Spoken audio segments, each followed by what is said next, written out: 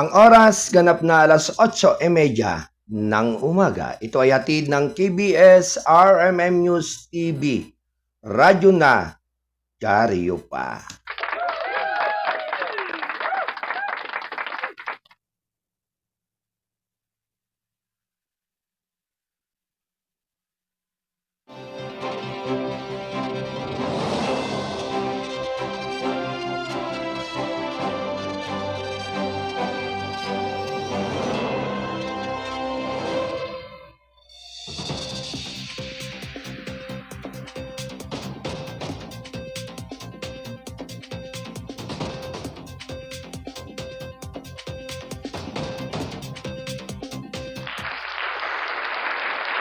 Alright, isang mapagpalang umaga ngayong sa inyong lahat, mga kaibigan.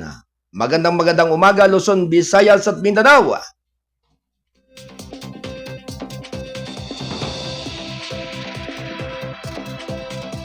Kayo po ay nakikinig at nanonood dito sa KBS RMM News, Radyo na dyaryo pa.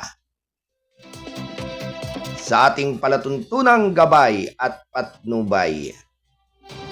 Ano man ang layat lingway mo, basta't kayo ay Pilipino, ito ang boses mo. Sa pangalan po ng ating butihing station manager, publisher, resident CEO, Kuyang Alan Valenzuela Bordeos. At syempre naman po mga kababayan, ito po ang inyong abang lingkod, ang kuya ng lahat. Ang Mindorinyong Midnight Boy, bagamat hindi ganong kagwapuan, sigurado namang ito inyong maasahan. Ang inyong Kuyang Arnold Aceveda Namuko. Dito sa ating palatuntunang gabay at patnubay, ang responsabling mga mamamahayag. Thank you. Ano man ang layat lingwahe mo, basta't kayo ay Pilipino, ito ang boses mo. Samahan po ninyo ako sa looban ng 2 oras ng ating pagtatanghal dito sa ating palatuntunan. Good morning Pilipinas!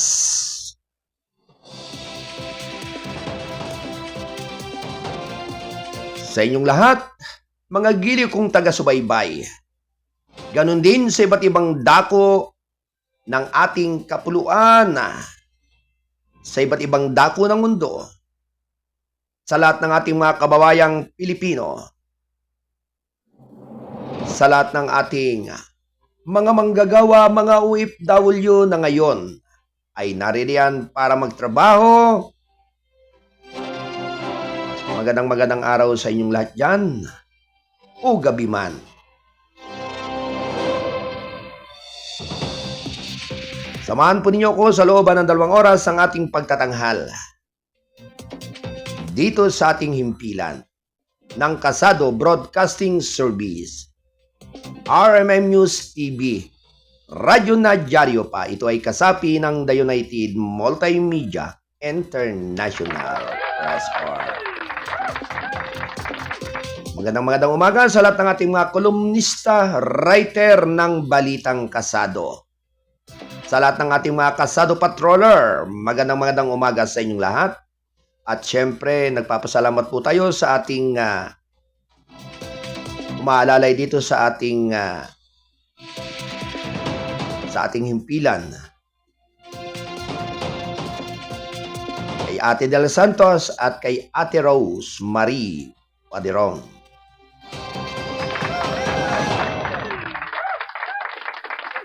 Good morning sa lahat ng ating mga nasa Studio 2 sa buluwagan ng balitaan. Mula pa rin kina Ate Cora Biernes, ang ating business manager. Kay Ate Joy Fasco, ang ating layout artist.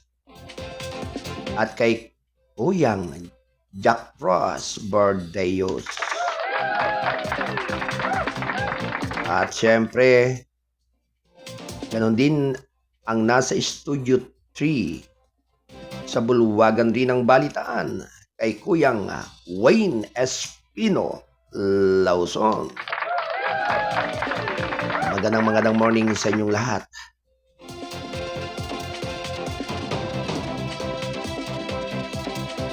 Kay Kuya Fall Aludo, kay Kuyang Miguel Borbon, kay Kuyang Stephen Sabati, yan sa lugar ng ating Studio 4 sa Zambales. Magandang morning sa inyo lahat.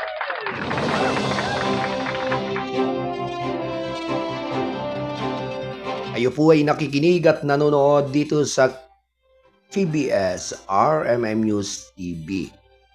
Radyo na dyaryo pa ang responsabling mga mamamahayan. Thank you. Narito ang mga ulo ng ating mga balita.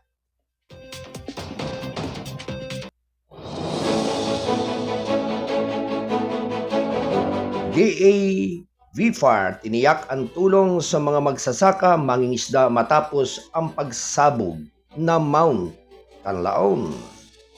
Thank you.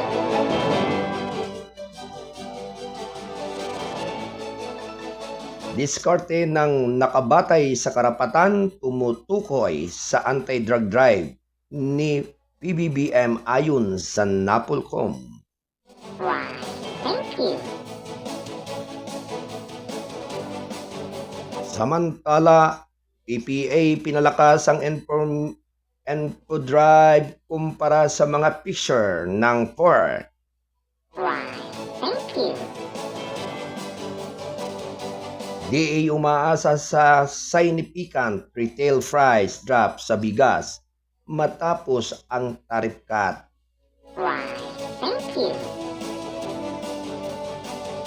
Samantala mga kaibigan, PH nakipag-ugnayan sa UEAA sa highest point ayon kay Manalo. Thank you. Mga autoridad, pinigilan ang online black market sale ng mga sanggol. Thank you. Senate Executive Session, pinatitibay ang pangangailangang tutaliban ang pugo sa Pilipinas. Thank you. Samantala, 37 Chinese nabed sa illegal retail ops sa Parañaque. Thank you. 187 dayuhang manggagawang Pilipino nasagip sa Pampanga Pugo Raid. Thank you. Samantala, titiyakin ang supply ng tubig price control sa mga lugar na apektado ng kanlaon ayon sa mga sulons. Thank you. Samantala mga kababayan, Bob Clark nakasamsam ng 4 milyong pisong cash cannabis illicit vapes. Thank you. Government gumawa ng holistic campaign laban sa online child sexual abuse. Thank you. Samantala, antabayanan ang kabuuan ng ating mga balita, mga ilang sandali po lamang. Thank you. Ang oras ganap na alas 8:40 ng umaga. Ito ay atid ng KBS RMM News TV. Radyo na dyaryo pa. Ito ay sa pagtataguyod ng Gold9 Plus Probiotics na may mga benefits effective and preventing serious illnesses and ailments like diabetes, cholesterol build-up, asthma, hypertension and kidney disease, helping and regulating normal blood pressure, maintains normal blood sugar level, boosts immune system, helps and Healing one faster, perks up body immune, respond to stress, Gold9 Plus Probiotics. All natural extract includes the following: Stevia plant, ampalaya, serpentina, malunggay, acetaba, insulin plant, banaba, sambong, mangosteen. Ito ay sa pag-i-endorso ni Dr. T. Bayra ng Gold9 Plus Probiotics. Alas 8:41 ng umaga. Ito ay atid ng Kasado Broadcasting Service ng RMI News TV. Radyo na, dyaryo pa. Samantala, government gawa ng holistic campaign laban sa online child sexual abuse. Round 1. Ready, go!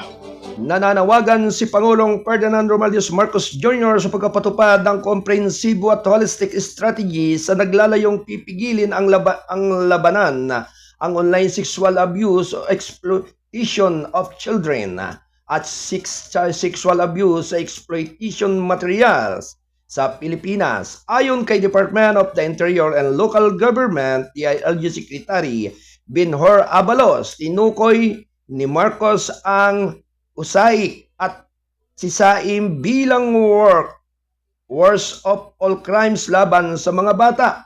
Sa isang sectoral meeting sa Malacanang nitong Martes, kaya ang nangyayaring approach hindi lamang po pulis ang gagalaw dito, ito'y interagency, ito'y pinagsama-samang lakas ng gobyerno. Pahayag ni Abalos sa press briefing ng palasyo nitong Merkules, ayon kay National Coordination Centers again, USAIC at SISAIM na Executive Director Margarita Magsaysay, iniharap nila sa Pangulo ang aksyon plan na sumasaklaw sa 6 na mahalagang haligi sa paglaban sa online child sexual abuse.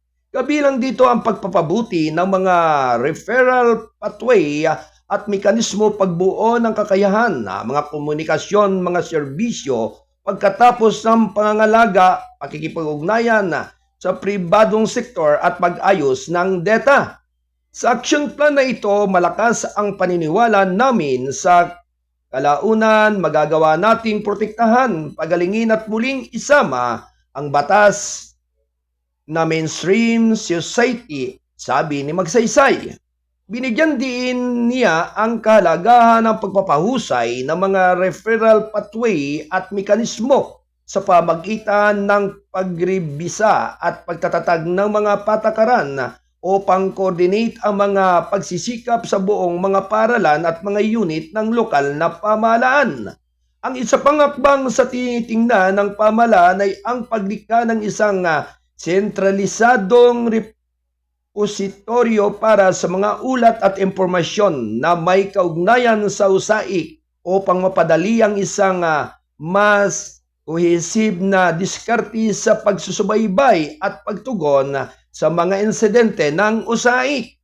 Ayon kay Magsaysay, plano rin ng NCC na makipag-partner sa mga negosyo at media bilang ang mga broadcast stations upang mapalakas ang mga kampanyang anti-USAIC at mapataas ang kamalayan sa pamagitan ng mga dedikadong media segment. Upang matiyak ang prensibong pangangalaga sa mga batang biktima, ang isang dedikadong tanggapan sa loob ng Department of Social Welfare and Development ay magbibigay ng suporta upang matulungan silang gumaling at muling makisama sa lipunan. Samantala, sinabi ni Department of Justice Assistant Secretary Miko Clavano na ang action plan at draft executive order para sa operationalization nito ay ibinigay kay Pangulong Marcos para sa kanyang pag-aaral at pag-aproba. Laro po ang naging direksyon ni Presidente sa kanyang protektahan ang bata at usigin ang mga salarin, sabi ni Clavano. Sa nasabing press briefing, sinabi rin ni Abalos na hindi dapat kailanman ayusin ang mga kaso ng USAIC sa antas ng barangay. Nagbabala siya sa na maaaring managot ang mga lokal na opisyal kung mapapatunayan na sila ang nasa likod ng pag-aayos ng mga kasong ito. Hindi pwedeng isettle ito o will make sure makukulong din kayo sa ad ni Abalos. Why, thank you. Alas 8:46 ng umaga ngayong araw ng Huwebes, ang tabayanan ang susunod na palatuntunan ng isyu ng lipunan ni Besayang Tisoy, si Kuyang Wayne Lawson. Samantala,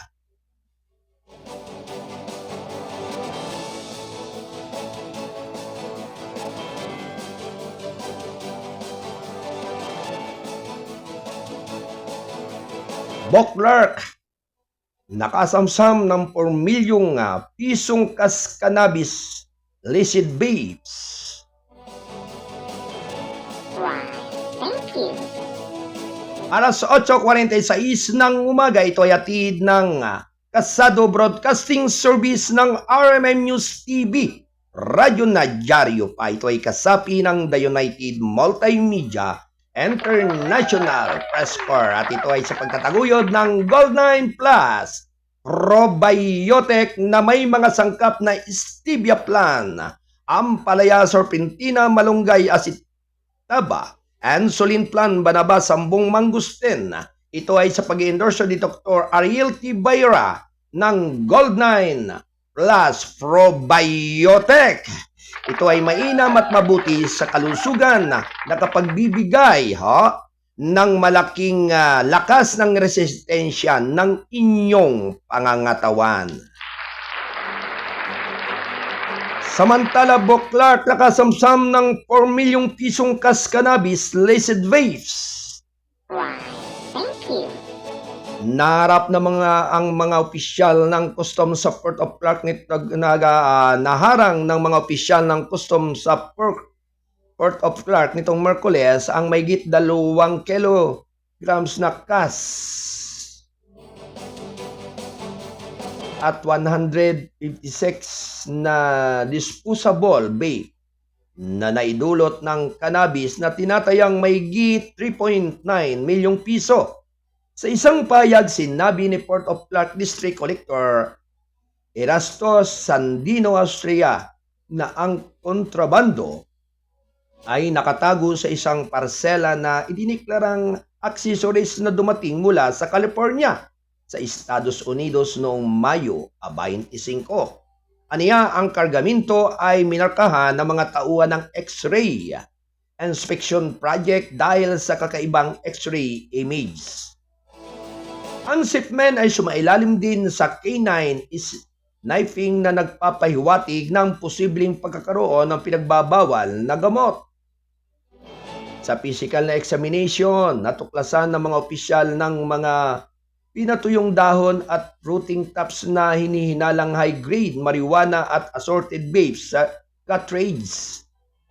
Pagkatapos ay kinuha ang mga sample at sinuko sa Philippine Drug Enforcement Agency or PDEA para sa chemical laboratory analysis kung saan kinumpirma ang pagkakaroon ng marijuana, isang mapanganib na droga sa ilalim ng Republic Act 9165 o ang Comprehensive Dangerous Drugs Act of 2002. Naglabas si Austria ng warrant of seizures and detention laban sa subject shipment dahil sa paglabag sa Seksyon 118, 119 at 1113 per F1 at I ng RA 10863. Kaugnay ng Republic Act 9165 ay amended. Samantala, sinabi naman ni Customs Commissioner Benvenido Rubio na manatiling naka-heightened alert ang Bureau upang mapangalagaan ang hangganan ng bansa laban sa pagpasok ng illegal na droga at iba pang kontrabando. Ang pag-agaw na ito kamakailan sa isang patunay na aming pagkakatuon na pagsisikap na pagsugpo sa pagbenta ng droga at pagtiyak ng kaligtasan ng ating mga komunidad. Patuloy nating pinaigting ang ating operasyon at pagbubutihin ang ating kakayahan upang hadlangan ang anumang pagtatangka ng mga smuggling, ng mga illegal na sangkap sa bansa, sabi niya. Why, thank you. Alas 8:51 ng umaga, ito ay hatid ng KBS RMN News TV.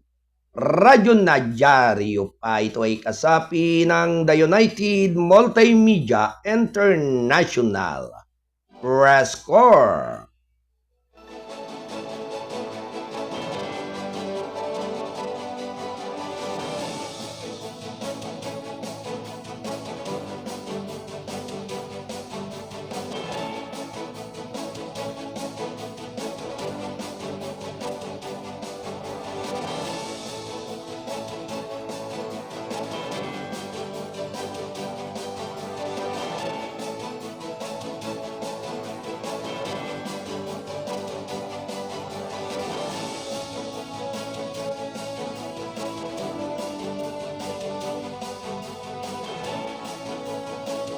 Alright, tawagan po muna natin ang mga pag-uulat ng ating mga kasado patroller na nasa iba't ibang dako ng ating bansa.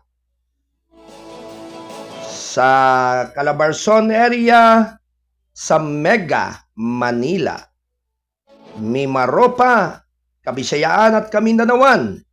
Mga kasado patroller, standby. Report.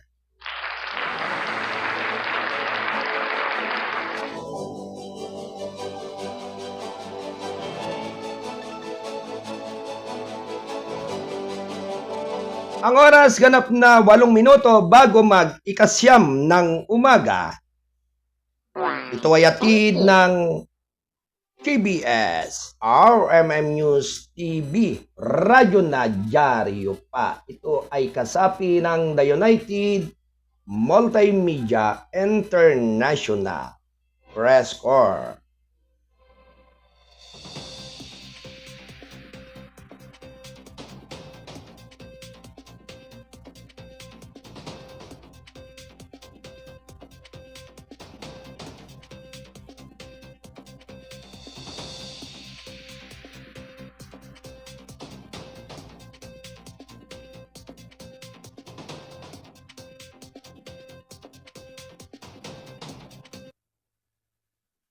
Kasado Patrol Report.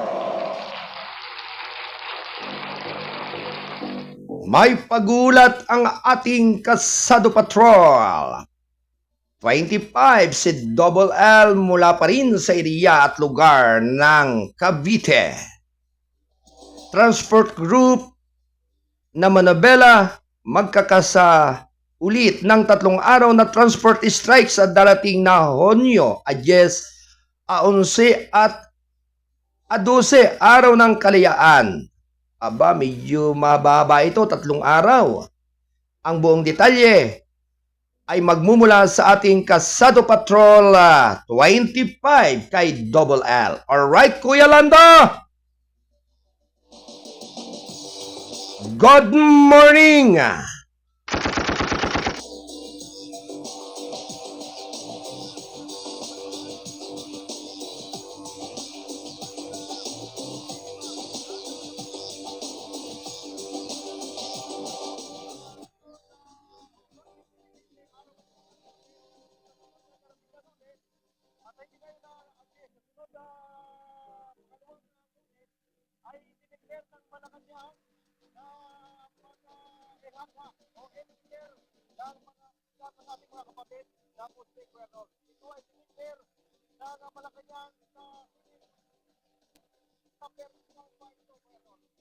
Mm-mm.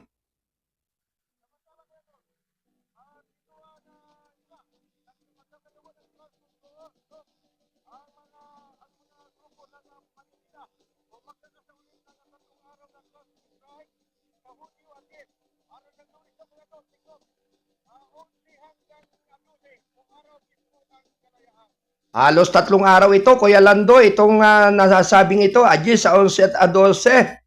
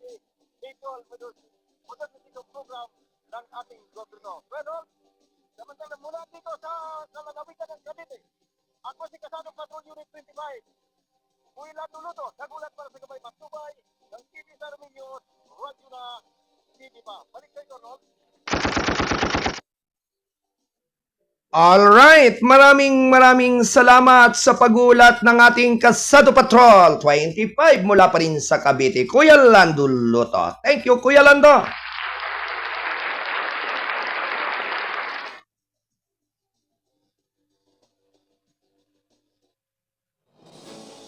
Samantala, ang oras ay 1 minuto bago mag-akasyam ng umaga. Ito ay atid ng KBS RMM News TV, Radyo na Dyaryo pa.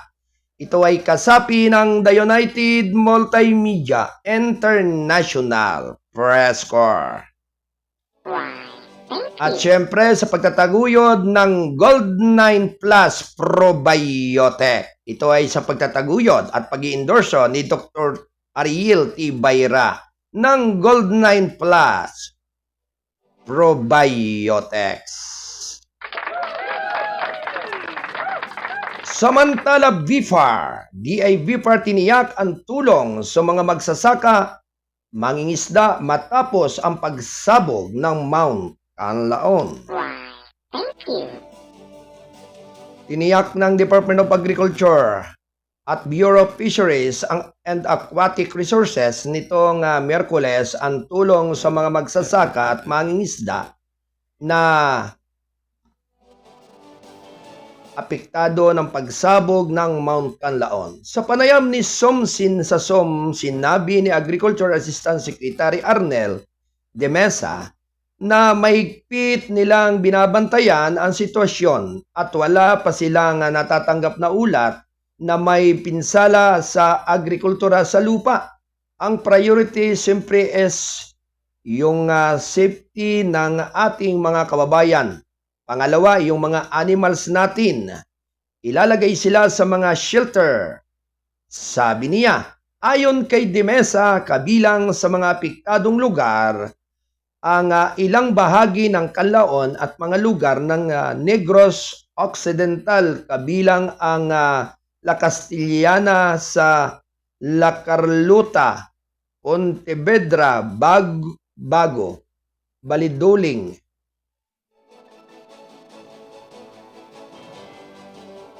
San Enrique, Inigaran at Binalbagan.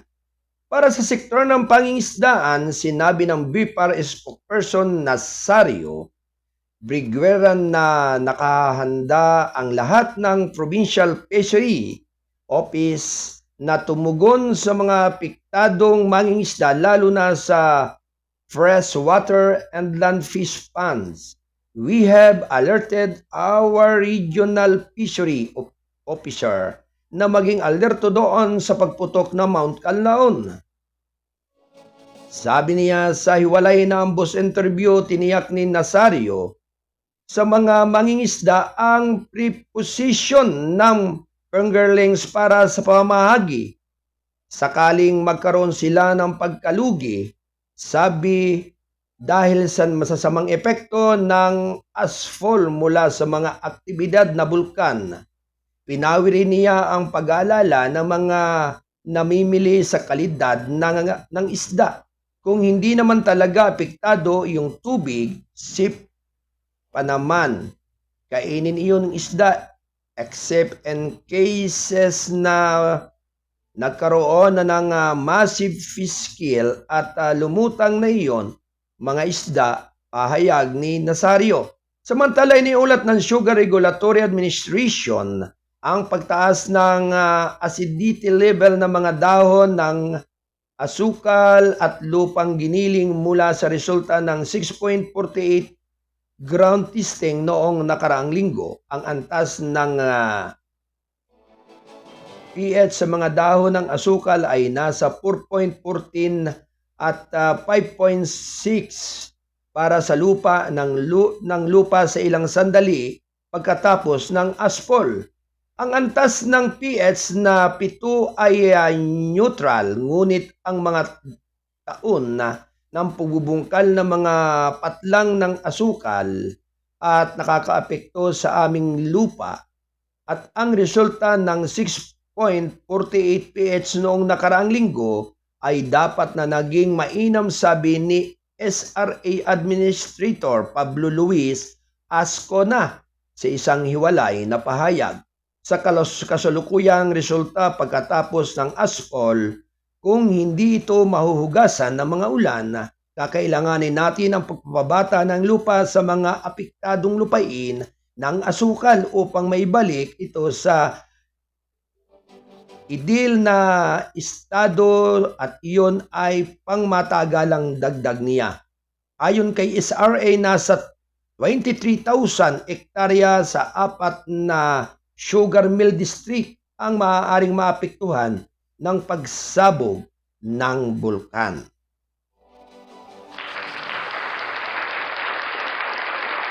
Alas 9:04 ng umaga, ito ay hatid ng KBS RMM News Radyo na Dyaryo pa. Ito ay kasapi ng The United Multimedia International Press Corps.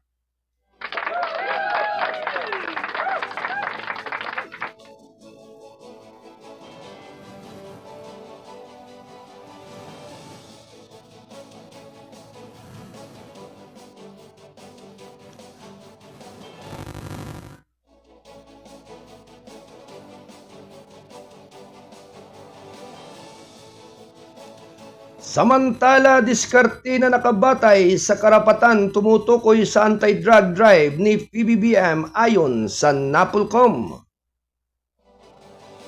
Why, thank you. Binigyan din ni National Police Commission Vice Chairperson at Executive Officer Alberto Bernardo nitong Miyerkules ang diskarte ng kasalukuyang administrasyon laban sa illegal na droga. Campaign ay human rights based. Wala na kaming drug war na tinatawag, purely anti-illegal drug campaign lang law enforcement function para i-rights based po, kaya onward po. Ito na po yung modalities natin sa law enforcement, pahayag ni Bernardo sa pagdinig ng Kamara sa umano'y extrajudicial killings na kaugnay ng controversial na war on drugs noong administrasyon ni dating Pangulong Rodrigo Roa Duterte. Sinabi ni Bernardo sa mga mambabatas na direktiba ni Pangulong Ferdinand Romualdez Marcos Jr. na pagtuunan ng pansin ang pagsusumikap sa pagbabawas ng supply at demand, gayon din sa rehabilitasyon. Kaya po nang bili ng ating Pangulo na kumbaga nasa rehabilitasyon, nasa supply reduction, strategy na po kami, sabi niya. Tiniyak ni Bernardo sa House Committee on Human Rights na pinamumunuan ni Manila Representative Bienvenido Abante Jr. na gagawin ng NAPOLCOM ang lahat para maiwasan ang pag-uulit ng pagkakamali sa mga pagsisikap laban sa illegal na droga.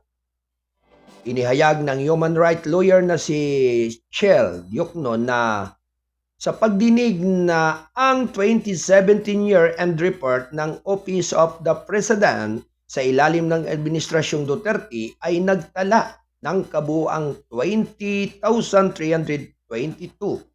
na pagkamatay ng may kinalaman sa drug war mula Hulyo 1, 2016 hanggang November 27, 2017 sa kabilang banda. Mula Hunyo 2022 hanggang Disyembre 2023, ang pamahalaan sa ilalim ng Administrasyong Marcos ay nagsasagawa ng 36,803 anti-illegal drug operations na nagresulta sa pag-aresto sa 49,700 drug personalities, kabilang ang 3,384 high-value targets ayon sa Presidential Communications Office, OPCO.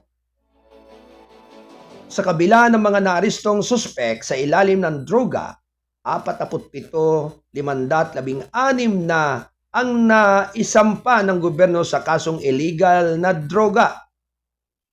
May 28,302 kaso nang naresolba, 22,201 o 78.44% ang nagresulta sa conviction na habang 2,427 o 8.58% ang nagresulta sa dismissal at 3,674 o 12.98% ang nagresulta sa acquittal.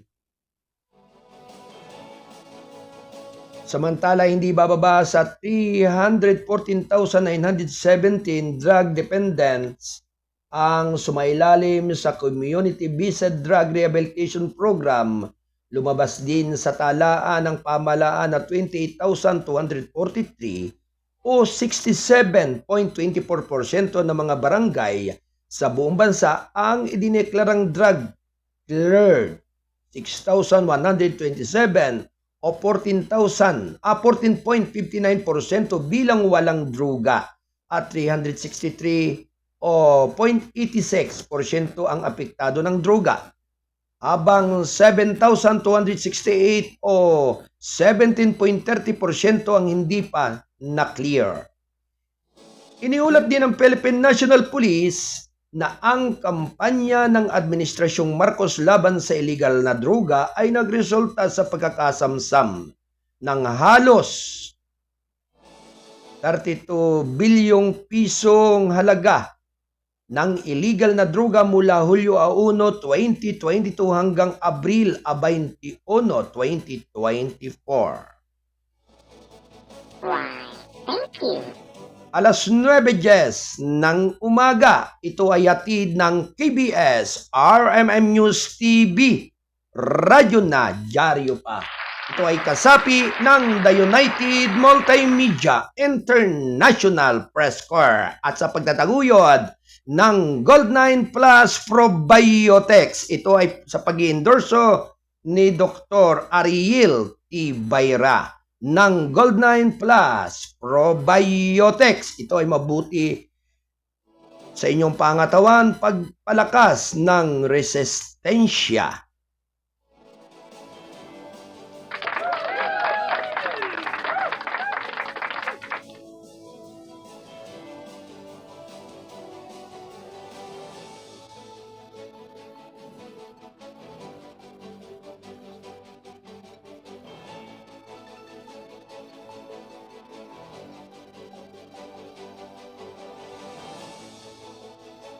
Samantala, PPA pinalakas ang Info Drive kumpara sa mga picture ng Ford.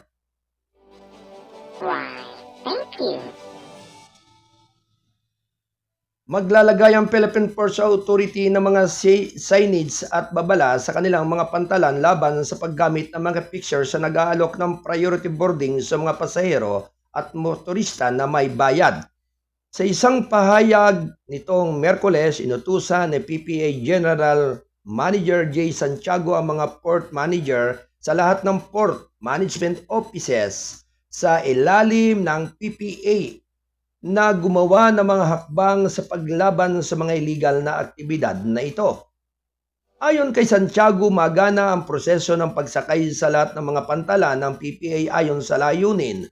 Bukod pa sa lahat ng port facilities na bukas sa lahat ng pasahero, wala pong may tutulong ang pagpapaputo ng mga picture dahil bukod sa triple po ang binabayad nila sa inyo ay hindi rin po ito makakatulong sa inyong biyahe dahil ito po ay panluluko sa mga pasahero, saad niya.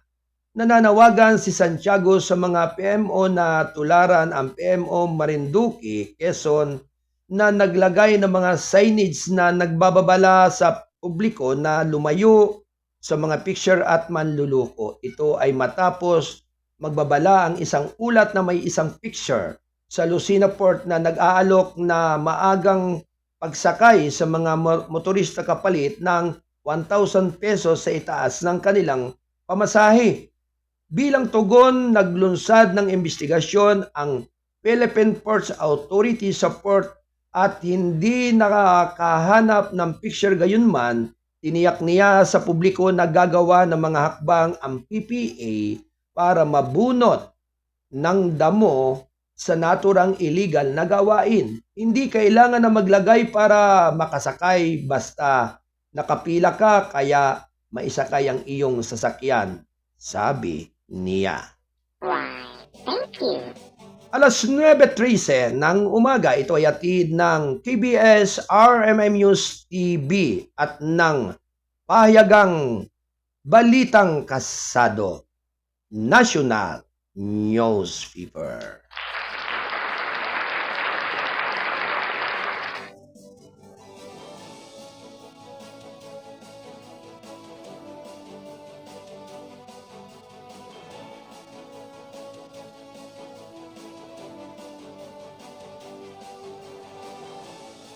Samantala, DA umaasa sa significant retail price drop sa bigas matapos ang tariff cut.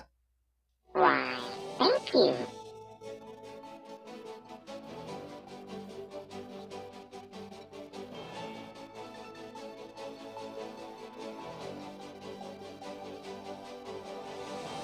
Nagpahayag ng pag-asa ang Department of Agriculture nitong Miyerkules na malaki ang pagbaba ng retail price ng bigas matapos na maputol ang taripa sa imported price sa 15% mula sa 35% sa isang pahayag. Tiniyak ni Agriculture Secretary Francisco T. Laurel Jr. ang mga pagsisikap na maisakatuparan ito, nasabing ng pagsisikap ng protektahan ang mga magsasaka. Gagawin natin ang lahat ng abot ng ating makakaya, lalo na ang mga pinagkakaloob ng Department of Agriculture sa ilalim ng Price Act upang matiyak na ang malaking pagbabawas sa taripa ng bigas ay sa ilalim sa isang makabuluhang pagbabawas sa retail price ng butil, sabi niya. Hanggang Miyerkules, nasa 49 pesos hanggang 51 pesos ang mamamayaning presyo kada kilo ng regular na imported rice sa Metro Manila. Habang ang presyo naman para sa imported milled rice ay 52 pesos hanggang 57 pesos. Ayon kay DA Assistant Secretary Arnel de Mesa, ang pagbaba ng presyo ng imported na rice aabot sa 6 na piso kada kilogram sa 7 piso per kilograms, maaaring madama ng mga mamimili simula sa susunod na buwan. Isinasaalang-alang na ang paghatid ng imported rice mula sa Vietnam ay karaniwang tumatagal ng 2 hanggang 3 linggo, and a month's time we can expect. Kung ngayon magsisimula, July, mga August iyan, we can expect na mayroon ng pagbaba within July mismo kasi June pa naman ngayon. He said in a separate Zoom interview, 20 percentage point yung nabawas sa tarif. So malaking pagbabawas iyan. Impossible na hindi iyan mararamdaman sa mga imported, samantala tiyak naman ni De Mesa ang safeguards na sa mga lokal na pamilihan matapos ang tariff cut. Magkaroon na mahigpit na monitoring iyan, lalo na doon sa mga imported na bigas sa pangunguna ng atin, sabi niya. Gayunman, tinukoy ni Laurel na ang pagputol ng taripa ay maaaring magdulot ng posibleng kakulangan sa Rice Competitive Enhancement Fund. Aniya magulo labi ang DA para sa mas malaking pundo sa susunod na taon para sa fertilizer. Kung isasaalang-alang ang inaasahang pagbaba ng koleksyon ng taripa, ang prioridad natin ay tiyakin na patuloy na makinabang ang ating mga rice farmers. Ang Rice Farmer Fund na nilikha sa ilalim ng Rice Tarification Law, at kami ay tiwala na ito ay palalawigin hanggang 2030 upang mapabuti ang buhay ng milyon-milyong mahihirap na magsasaka ng bigas, sabi niya. Sa ilalim ng RCEF o RCEP, may nakalaan na 10 bilyong piso pundo mula sa mga taripa para makinabang ang mga magsasaka sa pamagitan ng mekanisasyon,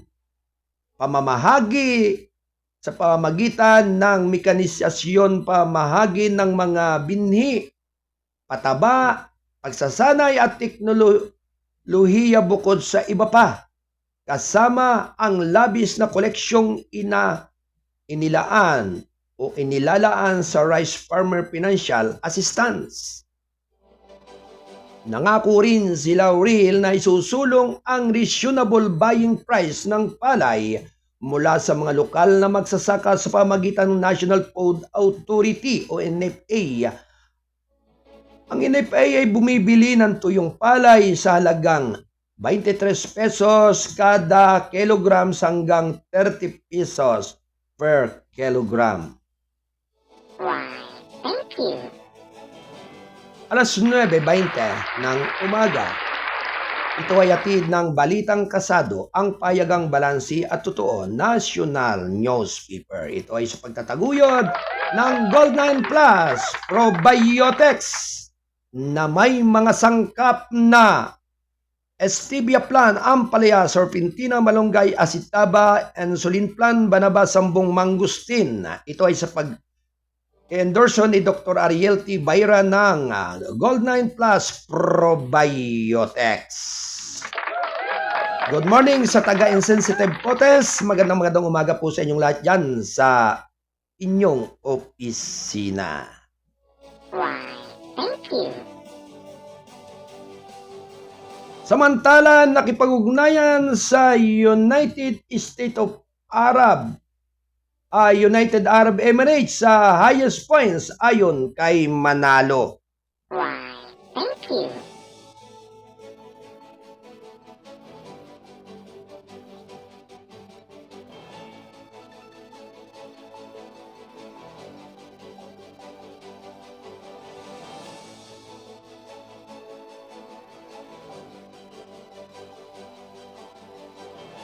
Samantala, PH nakipag-ugnayan sa United Arab Emirates sa highest point ayon kay Manalo. Why, thank you. Ayon kay Foreign Affairs Secretary Enrique Manalo, nasa highest point na ang resolution ng Pilipinas at United Arab Emirates mula ng formal na magkaroon ng diplomatic ties ang dalawang estado. 50 taon na ang nakalilipas. Inilabas ni Manalo ang pahayag sa pagpulong kay UAE Minister of Foreign Affairs Sheikh Abdullah bin Zayed Al Nahyan na nasa Maynila para sa opisyal na pagbisita mula Hunyo 3 hanggang 4. Sa dalawang pulong ng mga ministro, kinilala ni Secretary Manalo na ang relasyon ng Pilipinas sa United Arab Emirates ay nasa pinakamataas na punto mula nang magsimula ang relasyon diplomatiko ng dalawang bansa. 50 taon na nakalilipas noong 1974, sabi ni DFA nitong Merkules, malaki ang naging lawak at saklaw ng relasyon ng Pilipinas at UAE nitong mga nakaraang taon, lalo na sa pagtatapos ng mga kasunduan sa iba't ibang bagay kabilang na ang Space Cooperation, Investment, Protection, and Promotion, Agriculture at Climate Change. Tinukoy din ni Manalo ang patuloy na pagpapalitan ng dalawang bansa sa matataas na antas upang talakayin ang iba't ibang bagay tulad ng pamumuhunan, renewable energy, turismo at transportation. Nang mapansin ang matatag na palitan ng dalawang bansa, pinapahayag ng Ministro ng Ugnayan ng Panlabas na United Arab Emirates ang kanyang tiwala na marami pang magagawa sa mga susunod na taon bago makipagkita kay Manalo. Mag-courtesy visit din ang opisyal ng UAE kina Pangulong Ferdinand Romualdez Marcos Jr. at First Lady Liza Aranita Marcos. Ang huling pagbisita ng UAE Foreign Affairs Minister sa Pilipinas ay noong Oktubre 2010. Mga otoridad pinigilan ang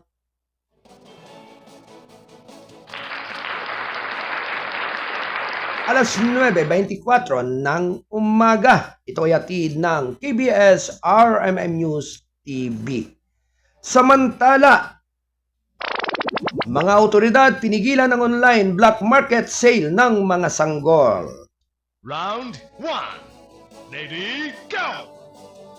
Tatlong law enforcement agency ang nagtatayo ng Technical Working Group, TWD, para masugpo ang pagbebenta ng mga sanggol sa black market online.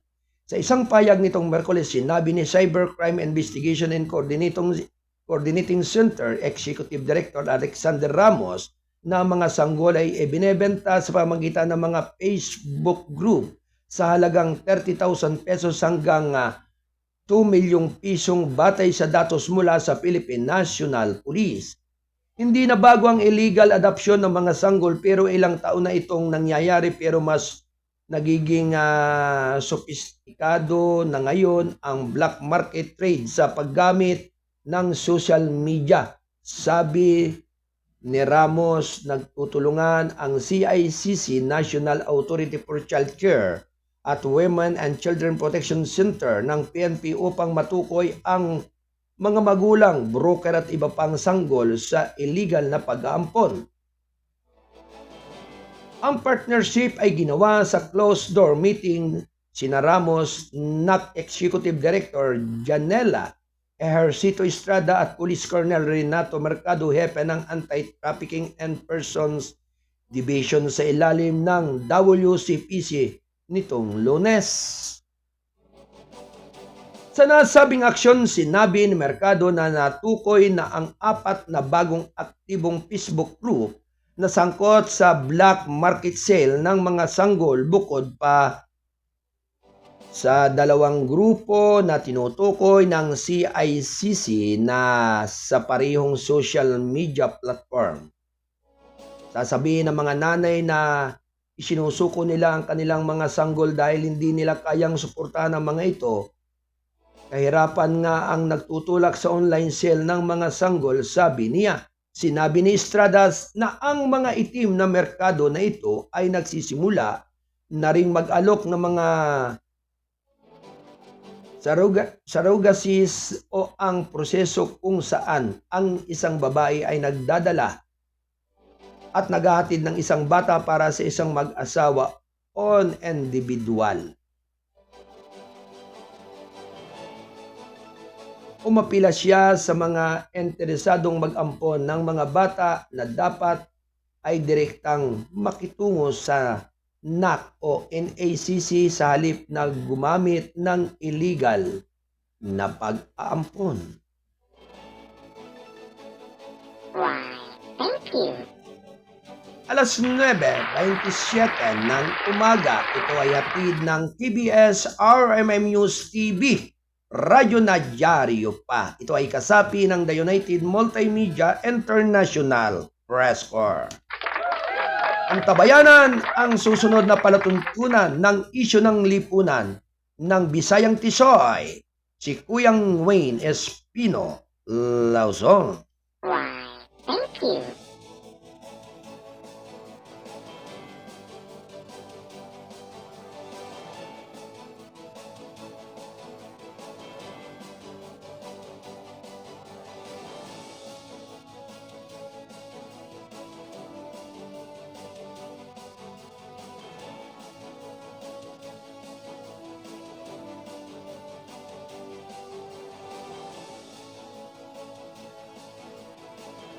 Samantala, Senate Executive Session, pinatitibay ang pangailangang totally ban ang pugo sa PH. Round 1. Ready, go! Naniniwala sa Senate Deputy Majority Leader Risa Hontiveros na ang executive session ay pinatatawag noong Miyerkules ang Committee on Women, Children, Family Relation and Gender Equality ay nagpapalakas sa panawagan ng mga senador na tuluyang ipagbawal ang Philippine offshore gaming operators, PUGOs, sa bansa. Sa isang press briefing, kasunod ng executive session, sinabi ni Hontiveros na iba't ibang concerned agencies ang inimbitahan na kinabibilangan ng mga kinatawan mula sa National Security Council, President Anti-Organized Crime Commission, Intelligence Service of the Armed Forces of the Philippines, at Anti-Money Laundering Council. Bukod pa sa iba pa, naibahagi ang mga pangyayari sa kani-kanilang investigasyon sa mga pugos. I'm more confident na talagang magiging mabigat at solido yung mga kasong inihain na at maaaring ihain pa ng ibang ahensya ng executive ng ating gobyerno. Sabi niya sa mga reporters sa kapihan sa Senado. Lumalabas ang katotohanan hindi sa bibig ni Mayor Alice Guo at hindi lamang sa aming puspusang investigasyon, pati sa mga parallel investigation ng mga ahensya ng gobyerno, sabi niya. Umaasa si Hontiveros na itataas ng NSC ang tinalakay na executive session kay Pangulong Ferdinand Romualdez Marcos Jr. upang magkaroon ng coordinate approach ang mga concerned agencies sa pagtugon sa mga isyong nakapalibot na sa mga pugo. Nagpapasalamat ako na yung mga ahensya na dumalo sa executive session ay pinag-aralan talaga itong anggulo ng pugo, kaugnay ng pambansang seguridad, at umaasa ako na pagdating ng susunod na public hearing, mas masasabi na nila ang publicly yung position, yung kanilang department o agency at kung paano nila aaksyonan ito, sabi niya.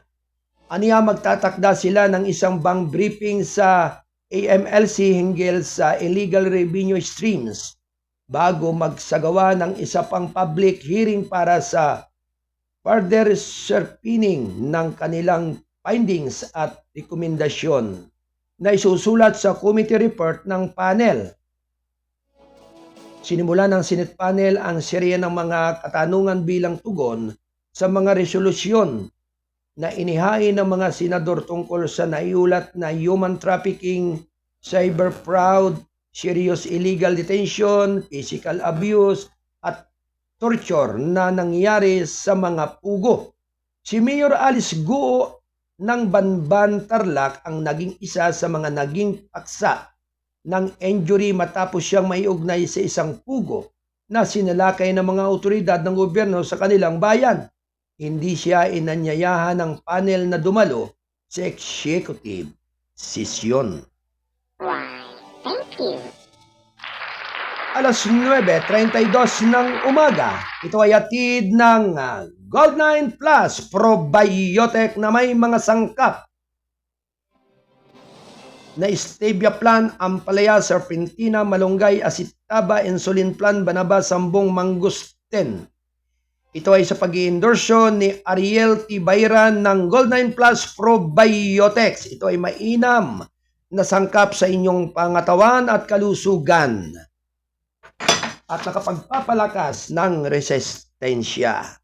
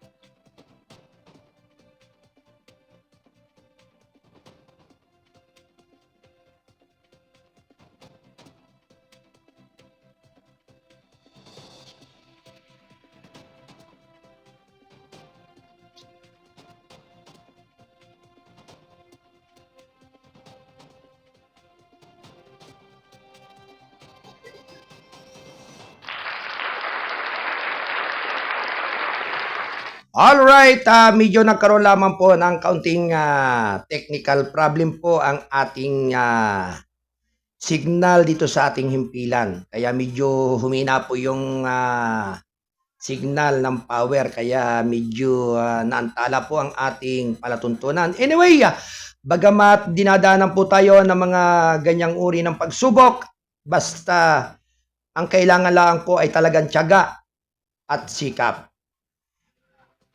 Why, thank you.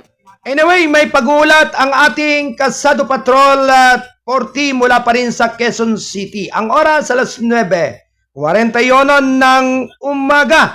Ito ay atid ng KBS RMM News TV, radyo na dyaryo pa. Ito nga po ay kasapi ng The United Multimedia International Press Corps. Why, thank you. Alright, may pagulat ang ating Kasado Patrol. Ito po ay may kinalaman sa timbog ang isang lalaki ng ikinasang bypass operation. Druga na naman ulito kagabi sa Quezon City. Ang pagulat ay magmumula sa ating Kasado Patrol 40, si Kuyang John Santusidad. Kuyang John, standby report. Patrol, report. Kasado Patrol report.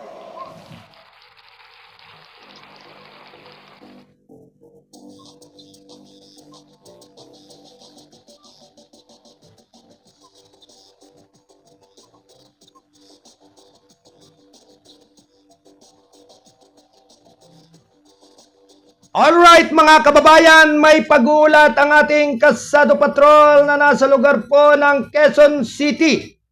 Si Kuyang John Santusidad. Alright, Kuyang John. Sige. Good morning. Iputok mo na yan. Yes, good morning.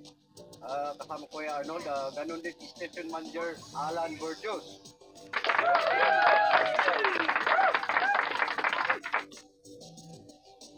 Yes, magandang umaga po. Kasama ko yung Arnold, ganun din si Station Manager Alan Burgos. Timbog sa bypass operation ang isang lalaki kagabi ng mga drug enforcement unit.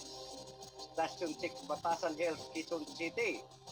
Sa pamumuno ni Police Captain Glenn Gonzales, Chief SDO, under the supervision of Police Lieutenant Colonel Roldan T. Sarmiento, Station Commander. Nakilala ang suspect na si Leo Angara, 50 anyos, alias Boss, at residente ng Gama Dinotsi Street, Barangay Holy Spirit, Quezon City. Na-recover ng mga operatiba mula sa suspect 4 piraso plastic saset ng inalang sabo, isang pirasong cellphone kulay red, isang coin Porsche kulay itim at 200 pesos bilang bypass money. Ang nasabing droga may timbang na 1 gramo at sa halagang 6,800 pesos. Nangyari ang nasabing bypass operation sa kahabaan ng IBP Road, Batasan Hills, Quezon City, June 5, 2024, kagabi lamang. Mandatory witness, Barangay Kagawad, Wengke, La Rosa. Ang suspect naharap sa kasong paglabag, Section 5 at Section 11, Article 2 at RE 9165. Bago lahat kasama ko yan, pinabati ko lang ito. Pwede, ko yan, batiin ko lang. Okay, go ahead. Pinabati ko po ang ating magiting Station Commander ng Station 13, Payatas, Bagong Silangan, Police Lieutenant Colonel Julian Vilacros, at siyempre ang Hammer NCR Eagles Club na si Jeep De Gracia. Mula rito sa Quezon City, ako si John Santusidad, Kasado Patrol 40, nagulat gabay at patubay ng KBS RM News. Diaryo na, TV pa, Pagkipanon. Alright, maraming salamat sa pagulat ng ating Kasado Patrol 40 mula pa rin sa Quezon City kay Kuyang John Santusidad. Thank you, Kuyang John.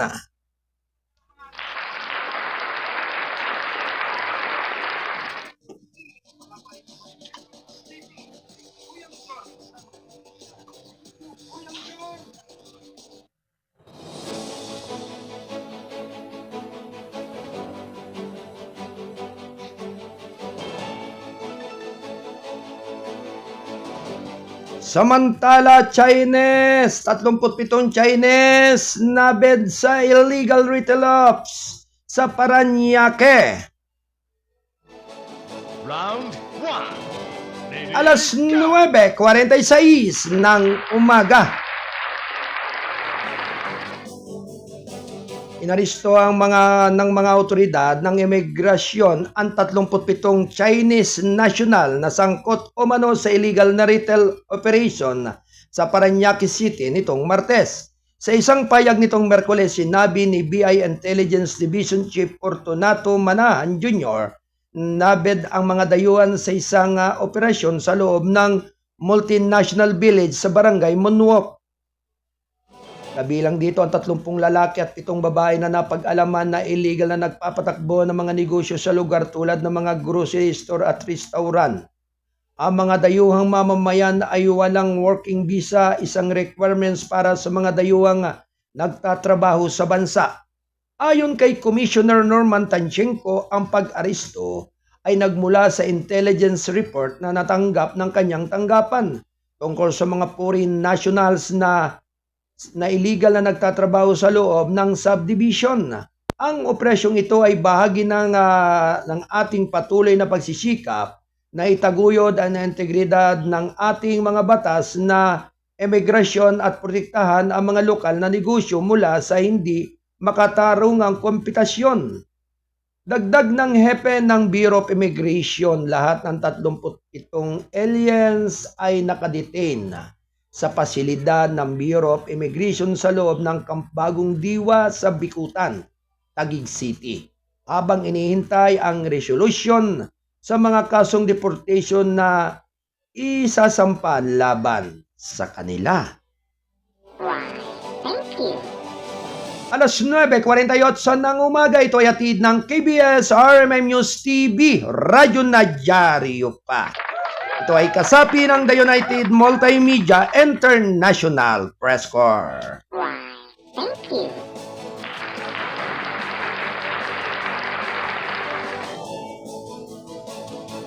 Samantala, 187 dayuhang manggagawang Pilipino na sagip sa Pampanga Pugo raid.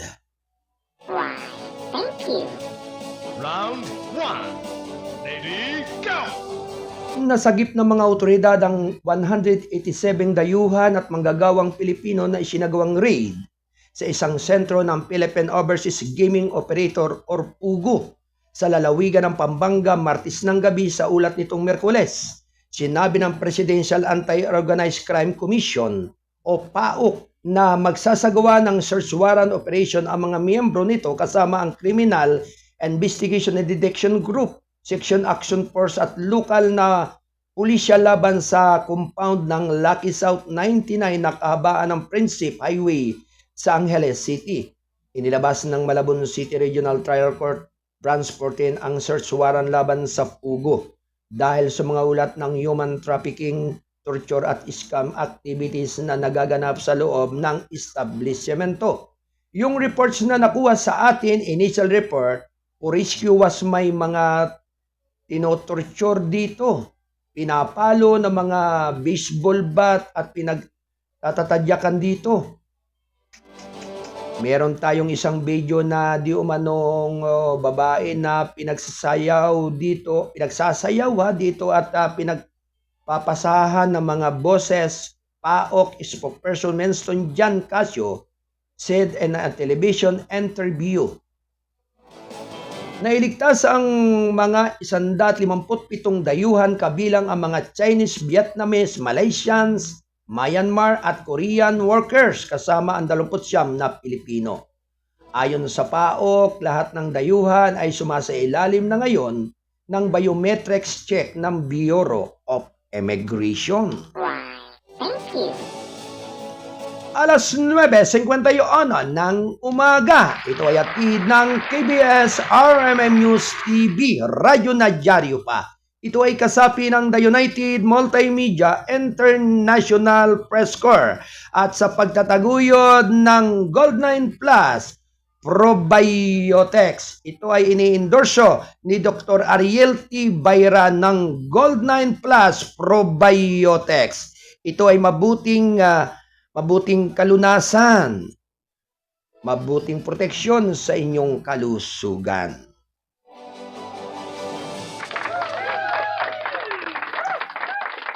Samantala, titiyakin na ang supply ng tubig price control sa mga lugar na apektado ng kanlaon sa mga sulons. Why, thank you. Round 1. Ready, go! Nananawagan sina Senate Majority Leader Francis Tolentino at Senador Lito Lapid nitong Miyerkules sa mga concerned government agencies na tiyakin ang pangangailangan ng mga residenteng apektado ng pagsabog ng Bulkang Kanlaon. Sa isang balita, binigyan din ni Tolentino ang kahalagaan ng pagtiyak ng supply sa malinis na tubig sa mga apektadong lugar. Tungkol sa supply ng tubig sa Kanlaon, bagamat may masaganang tubig, maaaring kontaminado ito ng asphalt, kailangan ang koordinasyon sa mga local water districts. He said, kasalukuyan na niriripaso ng Department of Social Welfare and Development ang mga kasunduan sa mga water utilities upang masecure ang malinis na tubig. Nasa 2,000 residente ng 20 barangay sa Negros Occidental at Oriental ang naapektuhan at 1,400 ang nanunuluyan sa mga evacuation center. Nagbigay ang DSWD ng tulong tulad ng food packs, sleeping kits at face mask upang maibsan ang panganib ng kalusugan. Samantala, nananawagan naman si Lapid sa mga lokal na pamahalaan na ipanatupad ng price control upang maiwasan ang pagsasamantala ng mga walang kwentang mga ngalakal sa sitwasyon. Sinuportahan din niya ang desisyon ni Canlaon City Mayor Jose Cobasco Cardenas na magdeklara ng state of calamity matapos sumabog ang bulkan. Kailangan ng ating mga apektadong kababayan ng kagyat na tulong sa pamamagitan ng mabilis na paglalabas ng sapat na pundo para sa kanilang pangangailangan, lalo na sa sektor ng kalusugan at agrikultura, sabi niya.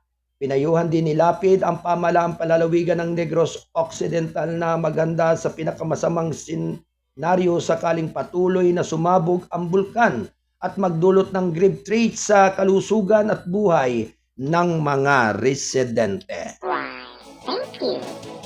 6 na minuto bago mag-10 ng umaga.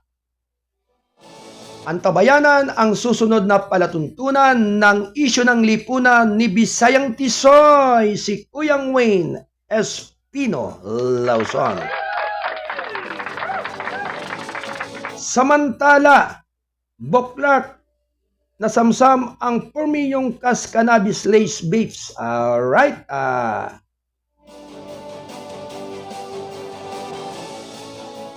talagang yung mga vapes na yan ay talagang matagal na yung ipinagbabawal, pero tuloy-tuloy pa rin talaga.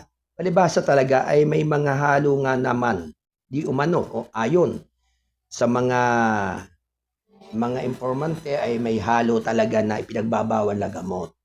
Kaya talagang hindi talaga nila ito maiwan-iwan.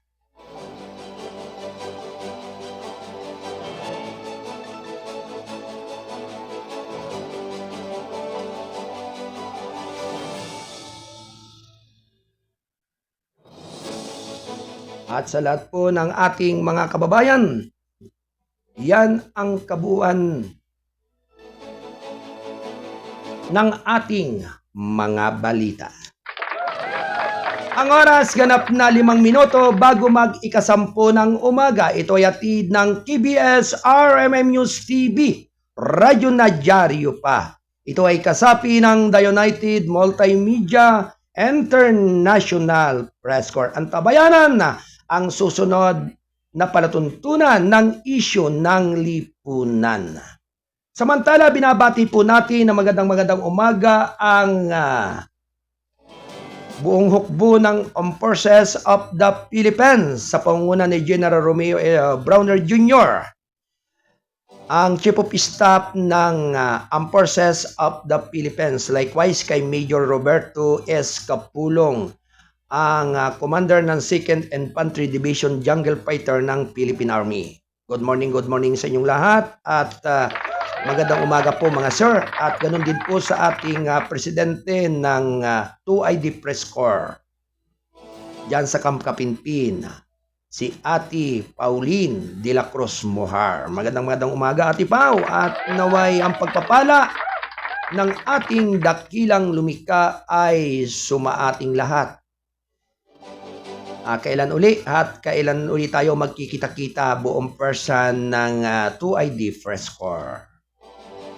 Why, thank you. At syempre, binabati po natin ng magandang umaga po ang buong person ng kapulisan sa buong Luzon, Visayas at Mindanao. Magandang umaga po sa inyong lahat at sumainyo po ang mapagpalang umaga. Ngayon pong araw ng Huwebes, syempre,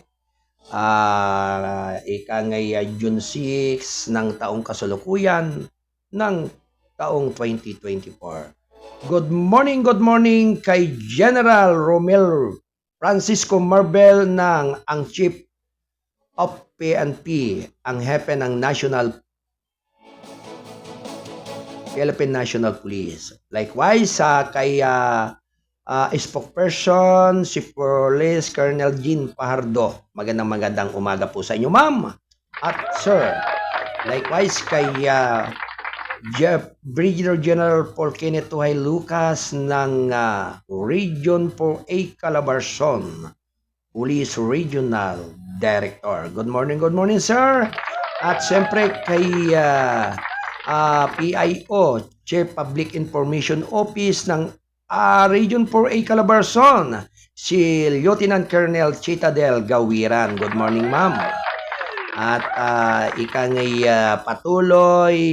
patuloy na nagsusumamo ang ating programang gabay at patnubay na patuloy lamang pong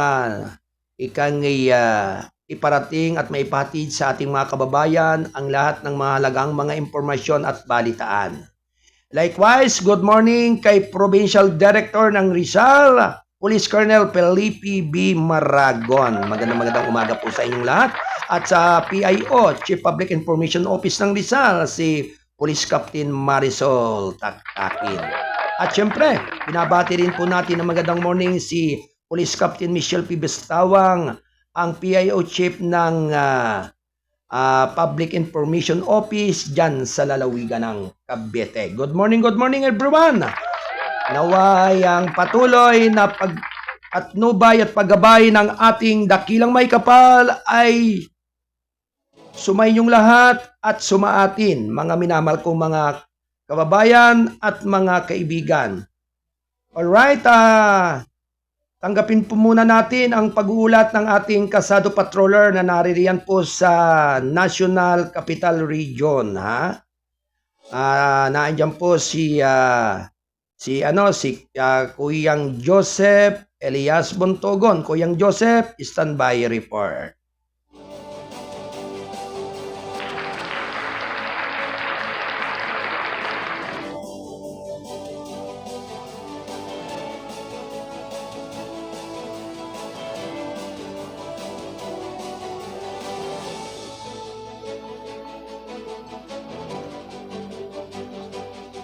Ang oras, ganap na yung puntong 10:10 ng umaga. Ito ay hatid ng KBS RMM News TV. Radyo na dyaryo pa. Ito ay kasapi ng The United Multimedia International Press Corps at sa pagtataguyod ng Gold9 Plus Probiotics. Ito ay may mabuting mga sangkap na nakapagpapabuti ng inyong mga kalusugan. Ito ay sa pag-iendorso ni Dr. Ariel T. Bayran ng Gold9 Plus Probiotics. Alright, nasa linya ang ating Kasado Patrol. Si Kasado Patrol 49, si Kuyang Joseph Elias Bontugon. Kasado Patrol Report.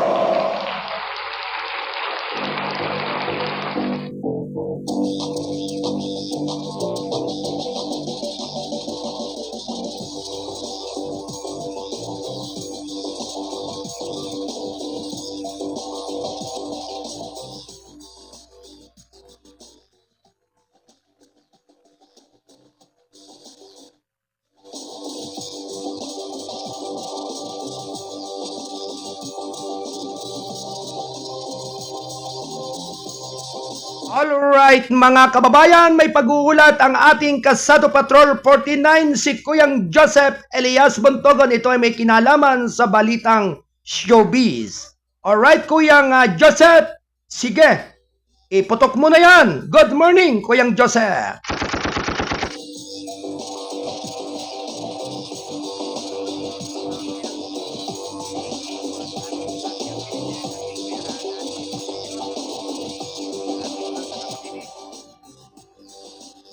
Ang balita ko po ngayon ay kakaiba.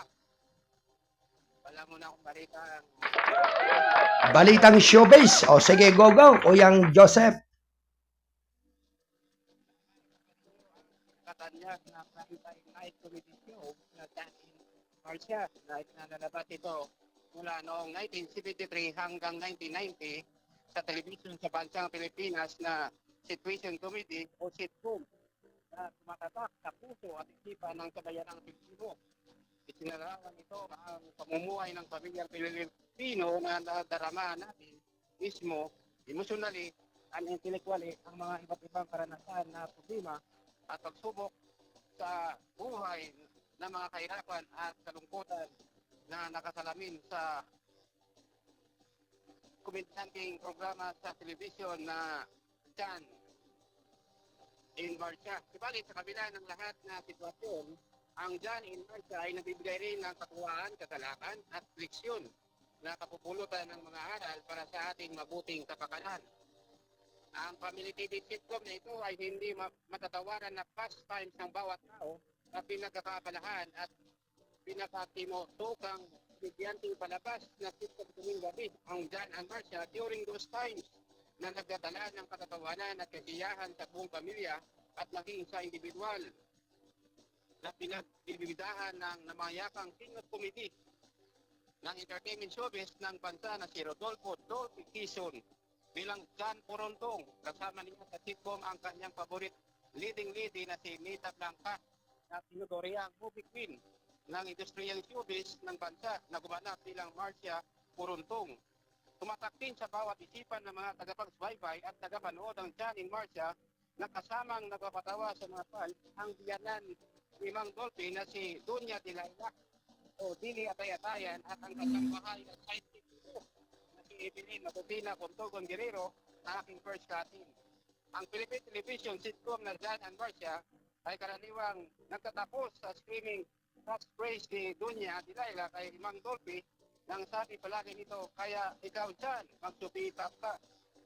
Isa sa mga cast ng family TV sitcom ng Jan and Marcia na surviving stars ay ang drama voice talent na at daming direktor ng mga Tagalog movies sa television na si Matutina.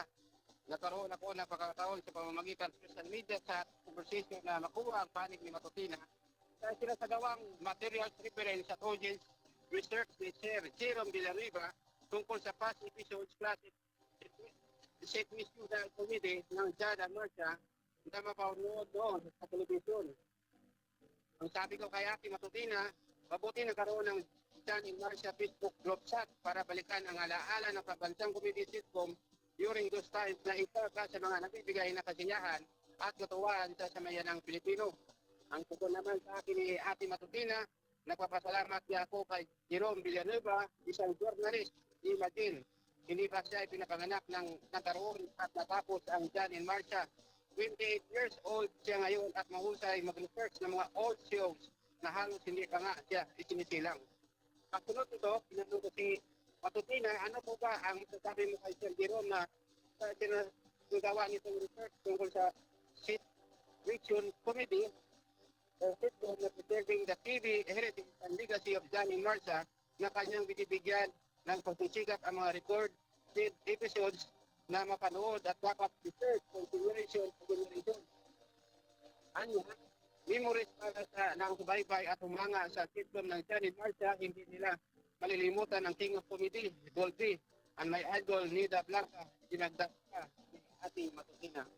Nawa, ugalayin manood at tanggalin natin ang mga palabas sa telebisyon na comedy na nagbibigay ng tuwa at saya, maging drama man ito at pelikula na may kapangipanghinabang na aral sa buhay ng tao. Mula rin sa Metro Manila, ako po si Joseph Elias Bontogon na nagulat sa kapay at patubay ng TV RNN. Radyo na TV pa. Alright, maraming salamat sa pag-uulat ng ating Kasado Patrol 49, Kuyang Joseph alias Bontogon. Thank you, Kuyang Joseph.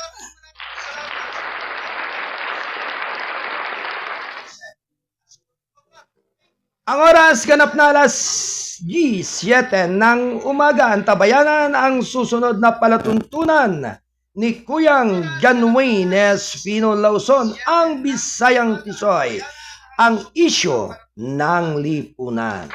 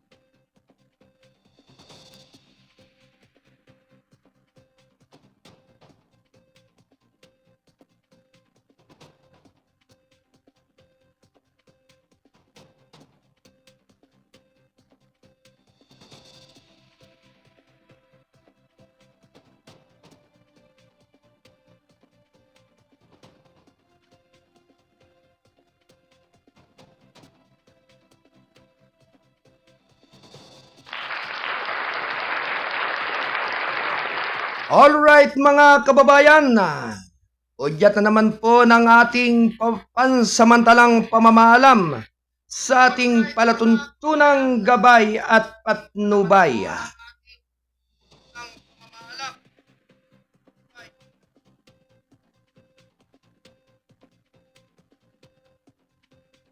Lubos po ang ating pasasalamat sa lahat ng mga taong tumatangkilik at sumusubaybay ng ating palatuntunang gabay at patnubay dito sa KBS RMM News TV. Maraming salamat po sa inyong lahat. At magandang umaga po sa lahat po ng mga taga KPP brother at sister, sa mga Divine Healing Power dyan sa lalawigan ng Oriental Mindoro.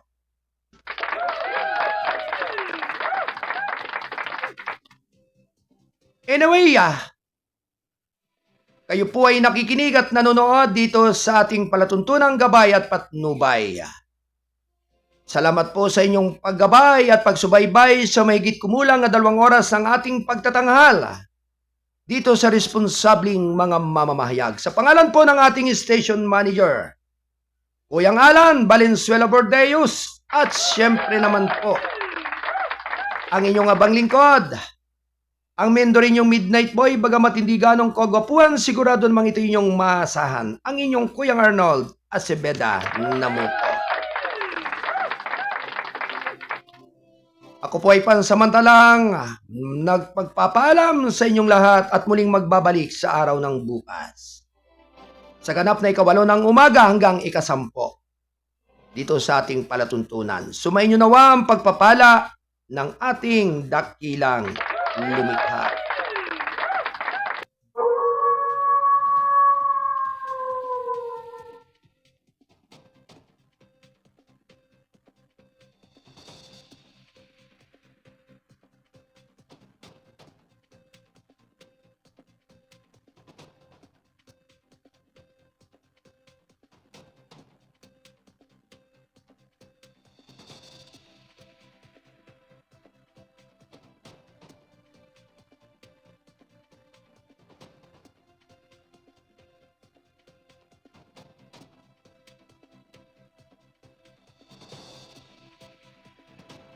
Bye-bye! Adios, mabalos, amigos!